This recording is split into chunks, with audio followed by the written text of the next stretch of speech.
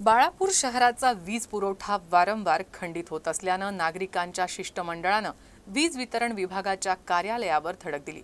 तसंच मागण्यांचं निवेदनही वीज वितरण विभागाच्या अधिकाऱ्यांना दिलंय। विद्युत विभागाकडून कोणत्या ना कोणत्या कारणानं वीज पुरवठा खंडित होत असल्यानं शहरातील नागरिकांमध्ये असलेला संताप पाहता शहरातील नगरसेवकांनी बाळापूर विद्युत कार्यालय गाठून विद्युत अभियंता अनिल आनंद यांना निवेदन दिलं। बाळापूर शहराचा वीज पुरवठा वेळोवेळी खंडित होत असल्यानं शहरातील नागरिकांना विशेषतः वृद्ध आणि लहान मुलांना याचा जास्त त्रास होतोय। यावर त्वरित उपाययोजना करावी अशी मागणी नगरसेवकांनी मिळून केली आहे। यावेळी विविध भागाचे नगरसेवक, सामाजिक कार्यकर्ते आणि शहरातील नागरिकही उपस्थित होते।